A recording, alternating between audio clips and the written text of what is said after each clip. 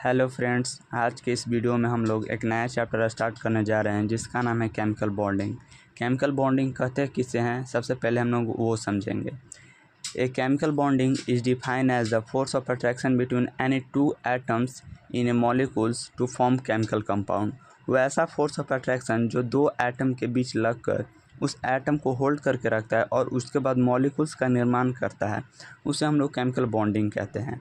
और एटम को स्टेबल रखने में भी मदद करता है और इस प्रोसेस में बहुत सारा एनर्जी रिलीज होता है। आगे हम लोग बात करें वैलेंस इलेक्ट्रॉन की, तो the electron in the outermost shell of an atom are known as valence electron.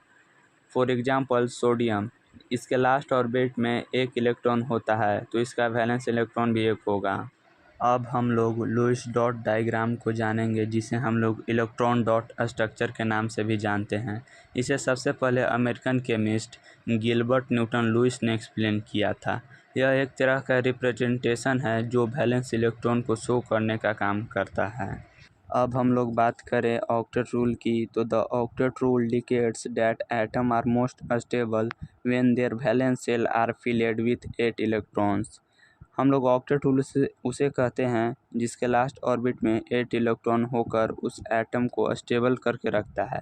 Example में हम लोग देखें NaCl, Na के लास्ट में 1 इलेक्ट्रॉन होते हैं और Cl के लास्ट में 7 इलेक्ट्रॉन होते हैं। दोनों आपस में इलेक्ट्रॉन शेयर करके स्टेबल हो जाते हैं।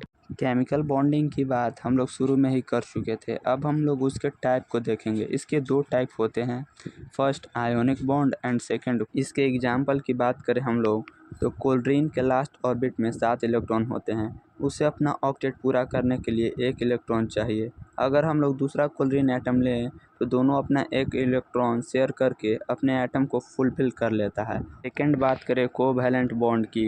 ए covalent bond is a bond where 2 or more atoms share electron. वैसा बॉन्ड जो इलेक्ट्रॉन को शेयर करके उस एटम को स्टेबल रखता है, उसे हम लोग कोवैलेंट बॉन्ड कहते हैं। बात करें आयोनिक बॉन्ड की, तो the transfer of electron to fulfil the last orbit in a atom are called ionic bond. Electron का ट्रांसफ़र करके उसके लास्ट सेल को फुलफिल करता है और एटम को स्टेबिलिटी लाता है, उसे हम लोग आयोनिक बॉन्ड कहते हैं। अगर हम लोग एग्जाम्पल देखें तो सोडियम के लास्ट ऑर्बिट में 1 इलेक्ट्रॉन होता है और क्लोरीन के लास्ट ऑर्बिट में 7 इलेक्ट्रॉन होते हैं। सोडियम अपना 1 इलेक्ट्रॉन ट्रांसफ़र करके क्लोरीन को दे देता है, जिससे दोनों एटम स्टेबल हो जाते हैं।